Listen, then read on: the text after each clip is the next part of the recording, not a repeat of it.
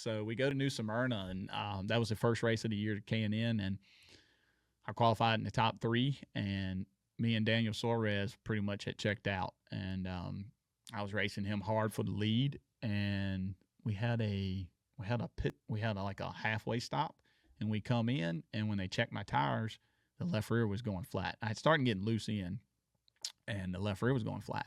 Well, if you put a tire on, they send you to the rear. Yep. And 30 cars made the call to put 40 pounds of air in the left rear. Like, we probably started the race with 10, right? Holy 10. Just hope it would last. Yep.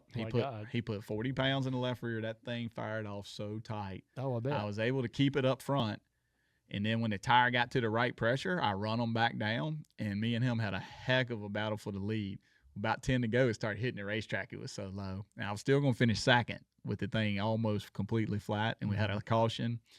I couldn't get going on it, getting into one. And I got moved. I ended up still finishing 5th with the flat left rear. So we race at Daytona on the backstretch, and we had you run that race? I did, in the K&N car, yep. And so we go to the backstretch at Daytona, and we had 2 different cars. We had a composite car that I run at New Smyrna, and that thing was really good. And then they had an older steel bodied car that we run at the backstretch because they figured the race was going to be rough. Mm-hmm. Well, that thing wouldn't travel. Like, it was bound up. Like, I'm like, something is wrong with the front end. They would take rounds out and it wouldn't travel any further. It would just stop at the same point. Well, I still finished 5th with it. And so I had 2 top 5s, and we go to Bristol, and we're back in the composite car. And practice, I kept blowing right fronts. I'd hit the wall. We'd come in, porter power to clip over. Like, I mean, when I was hitting. Yeah. But we didn't have a backup in the trailer. We literally porter power to clip over, and I was welding because I grew up welding. So I had to weld out fixing things.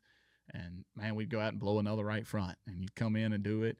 And they had something off on the spacers. Well, they finally put enough spacer on the right front that it quit rubbing whatever it was rubbing. Bar?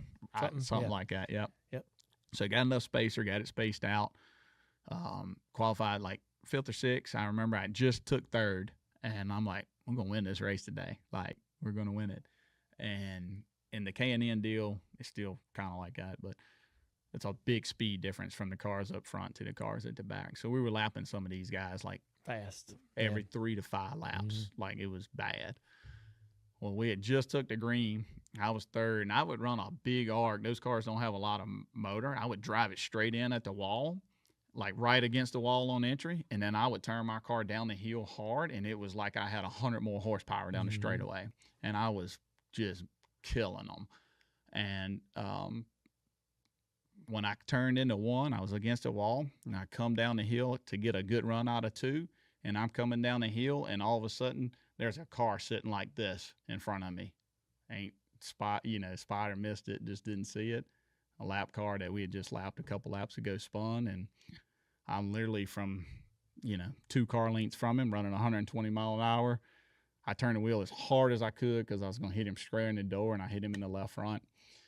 And it was probably the hardest hit I ever had in my life, and it killed that car. It killed the motor, killed the engine in it. It ripped the truck arms out of it, like, bad day. And I was actually leading the points because Suarez was having a bad day. So at that time, I was going to come out of Bristol as a K&N points leader. So all we had left was a steel-bodied car.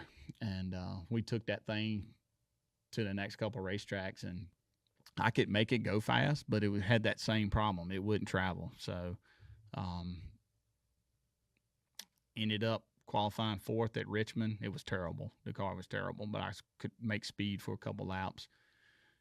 Only time I've ever been lapped in my life. I got lapped at Richmond, and I just remember being embarrassed. And they shut down the 11 team that week, and I remember getting that phone call that they were pretty much out of money and we're going to have to shut this thing down.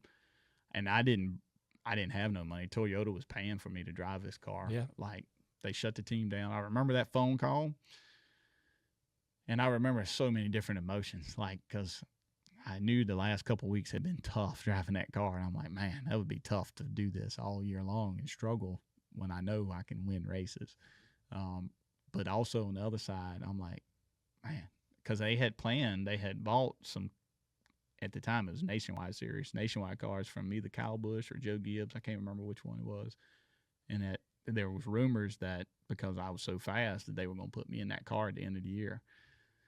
Ended up Johnny Sauter got in it, and then he got replaced by Ross Chastain, and that's kind of how all that worked. But that was just a tough, just a tough sequence, because I will always be thankful that I had that opportunity. So I don't mean that any of that in a negative way. Yeah. It's just the timing of it just didn't quite line up for whatever reason it was. But it was a super cool experience. I got to do some cool things, and that, like, Randy Goss was awesome. He was my crew chief. That dude, he run these motorcycles, flat track motorcycle stuff, and he was like he was a national champion one year of it, and so it was a super cool experience on that part. He's actually Amarola's father-in-law, and Damn. I didn't have. I remember I didn't have all the stuff that I needed to pass for like the undergarment stuff, and like Amarola was like giving me, stuff at the time. So all of that was super cool. So I have a lot of good memories from it.